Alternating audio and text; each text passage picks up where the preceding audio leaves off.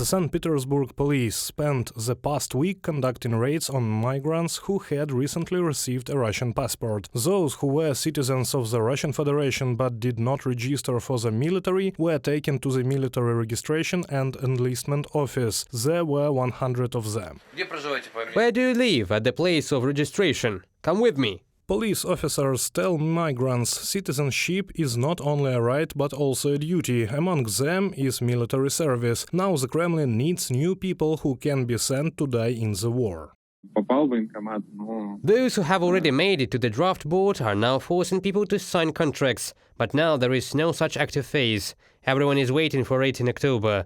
But there are different points of view on this. Residents of the Amur, Moscow, Leningrad, Ulyanovsk, Penza, Lipetsk regions and the Perm territory are now being summoned to receive summonses allegedly to clarify the data. They post about it on social media, allegedly to clarify the data or to obtain a mobilization order, thanks to which a person is already assigned to a military unit in advance, which simplifies the call for mobilization, lawyers say. The prescription will be an additional factor of pressure on the person. Military enlistment officers learn from their mistakes, and they are well aware of the second wave of mass conscription, which can begin any day.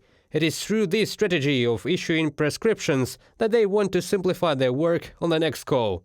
Ilya Monarch, lawyer, on Telegram. On August 11, 2023, the men in Kemerovo began to receive calls from the territorial departments of the city with an urgent request to come to the military registration and enlistment office for data verification, local publications report. Not only men are called for reconciliation, but also women who have military specialities. They are asked about the number of children, marital status, the presence of diseases, specify passport data.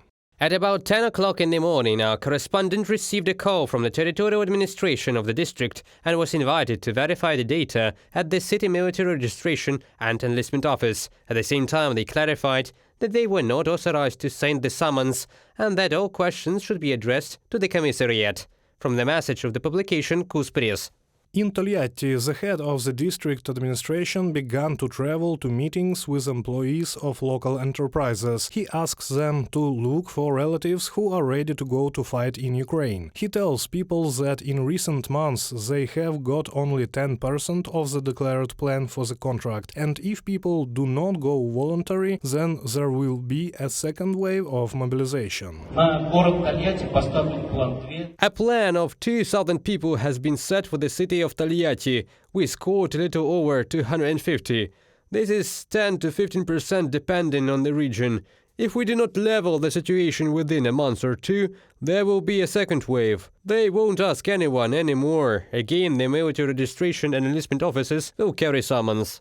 In September 2022, partial mobilization was announced in Russia. Then, according to the Ministry of Defense, 300,000 Russians were called up for the war in Ukraine. Now they say the need for a new wave of mobilization, since the losses of the Russian Federation at the front are too large. According to the main Directorate of Ukrainian Intelligence, since the beginning of 2023, 20,000 people have been taken to war every month in Russia, but such a number is still not enough for them. Therefore, we come to the conclusion that these 20,000, which are fixed by our intelligence, are the military registration and enlistment offices issued to make up for losses in those units and sub-units that are fighting in Ukraine today. A new wave of mobilization, according to human rights activists and military experts in Russia, may begin at the end of September. Reported by Serhiy Kulyas, Natalia Husak, UATV News.